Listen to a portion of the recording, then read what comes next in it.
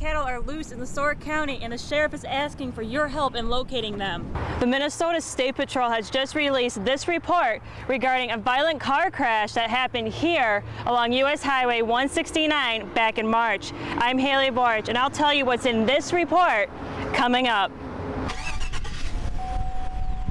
Many cars like this Chevy Silverado have been impacted due to the recall, but for Mankato Motors, it has actually increased sales.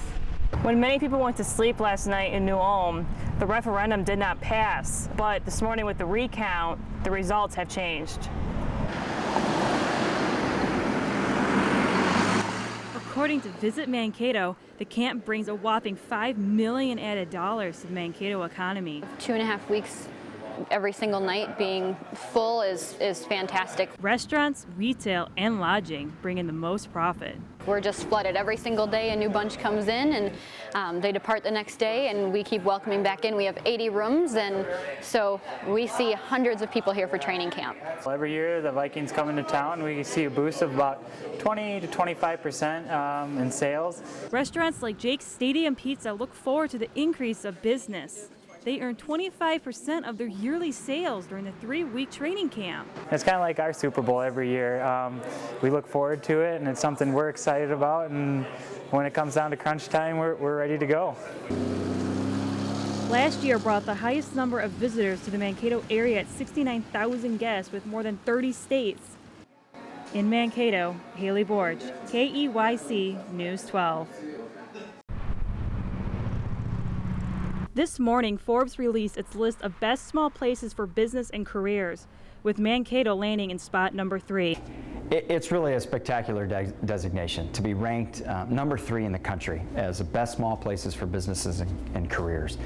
This is a list that we put a lot of stock in, that gets a lot of attention to be ranked by Forbes. According to Greater Mankato Growth, Forbes considers 12 metrics relating to job growth, past and projected, cost, business, and living, income growth over the past 5 years, educational attainment, projected economic growth through 2016.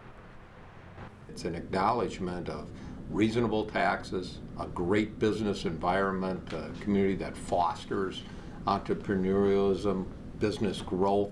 Business costs and educational attainment are given the most weight in overall ranking. What they reference, our cost of doing business here is in the top 30 in the country. Our education is in the top 20. Our job growth is in the top 50. Couple that with a number of the others and you get this strong ranking. Metropolitan Statistical Area does its ranking by considering a small place to be with a population with less than 250,000 people. A significant rise in our MSA status is tremendous for us. It's just a testament of what a great area we live in, how great our business community is, and quite honestly, the quality of life factors I think are really what's moving us forward in that list. This is the first time Mankato has reached this high in the Forbes list, as well as holding spot number 3. In Mankato, Hayley Borich, KEYC News 12. 4 months ago, the stretch of road was blocked off due to a crash. And even today, the pictures of what happened back then are still hard to look at. Kind of set the example or set the tone of how violent this collision was. After the impact happened, the engine block from one of the vehicles was actually ripped from the vehicle and actually ended up in the median. State Patrol says the crash involved a Dodge passenger car going south. Authorities say Lindy Paul of St. Peter was behind the wheel and her daughter Emma was in the car seat in the back. At the same time, a Ford truck was going north. Michael O'Boyle of Marion, South Dakota was driving. His wife and the couple's 2 grandchildren were passengers. The State Patrol says the incident began with the car. One of the witnesses indicated that they observed the driver of the Dodge Caliber reach back, attend to something in the back seat, just before the Dodge went across the center median. In the conclusion section of the State Patrol's reconstruction report, it said the primary contributing factor in this crash was Miss Paul's failure to drive with due care. Considering what happened, authorities want to remind drivers to always keep their eyes on the road. If there's something going on, we ask you to pull over to the side of the road, take care of that business, and then go about your business and go down the road so you can concentrate 100% on the road when you're going down and traveling, so everybody arrives at their destination safely. The State Patrol says Lindy Paul, Emma Paul, and Michael O'Boyle died as a result of the crash. Another 3 sustained injuries. In Mankato, Hayley Borich, KEYC News 12. Good afternoon, I'm Hayley Borich, and thank you for joining us. American forces carried out a mission in Iraq to see if a rescue mission was possible for the religious minority group stranded on a mountain. CBS's news correspondent Craig Boswell is in Washington with the Green Berets Fund. The city of Mankato will hold a neighborhood meeting to gather feedback on possible uses of the old Madison Avenue fire station. Early this week, we told you that Mankato City Council held off on making a decision on selling the old fire station on Madison Avenue. 2 bids were submitted to the city Monday night.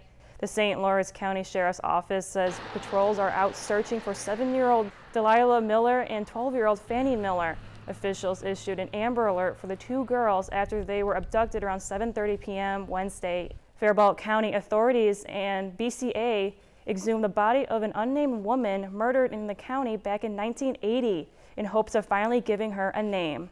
The July employment numbers saw a dip across Minnesota as the state lost 400 jobs during the month, but the unemployment rate stayed at 45%.